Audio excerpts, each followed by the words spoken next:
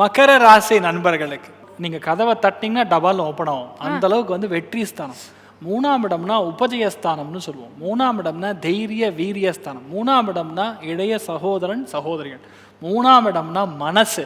3ஆம் இடம்னா கோல் சொல்லுதல். 3ஆம் இடம்னா பயணம். இது எல்லாத்துலேயுமே நீங்கள் கிளிக்குங்க. அவ்வளோதான். ஆனால் மகர ராசி நண்பர்களுக்கு அற்புதமான டைம் பீரியட். 3ஆம் இடத்துக்கு சனி போகிறாருன்னா கண்டிப்பாக ஊர் மாறும்.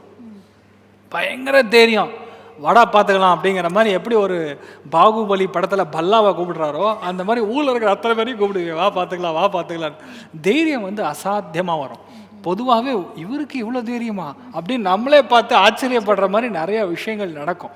மனசில் அந்த தெம்பும் தைரியமும் உங்களுக்கு இருக்கும் பொழுது அந்த லெவல் ஆஃப் கான்ஃபிடென்ஸ், ஆத்ம பலம், ஆத்ம விஸ்வாசம் அப்படிங்கிறது பீக்கு போகும். ஆனால் நீங்கள் எந்த விஷயத்தையுமே சாதிக்க முடியுங்கிற ஒரு நம்பிக்கை வந்து உருவாகும். ஃபஸ்ட்டு வந்து நீங்கள் ஒரு விஷயத்தை பண்ணணும்னா நீங்கள் நம்பணும். கரெக்டாக? அந்த நம்பிக்கை வராது. பொதுவாக சனி போய் 3ஆம் இடத்துல உட்காரும் பொழுது சத்தியமாக அவங்க அதுக்கு அருகதையான ஆட்கள் கிடையாது அப்படின்னு சொன்னாலும் ஏன் பண்ண முடியாது அப்படின்னு அவங்க வந்துடுவாங்க. அவங்கள மீறி வந்துடும். அவங்க மீறி உள்ள இருந்து ஒரு உள்ள உத்வேகம் வரும். அப்போ ஆட்டோமேட்டிக்காக அவங்க போய் அந்த விஷயத்தை முடிக்கக்கூடிய ஒரு பிராப்தம் உண்டாகும். அதே மாதிரி இன்பத்திரிகோணம் வந்து சனி போய் உட்காரும் பொழுது கண்டிப்பாக பிஸ்னஸ் ஆரம்பிப்பாங்க. 4 பேருடைய துணை கிடைக்கும். கல்யாணம் ஆகாதவங்களுக்கு கல்யாணம் நடக்கும். சகோதர சகோதரியுடைய ஒற்றுமை, அந்யோன்யம் ஏற்படும். நிறைய பேருடைய லைஃப்பில் புது விஷயம், புது ஸ்டெப்பு ஆரம்பிப்பாங்க.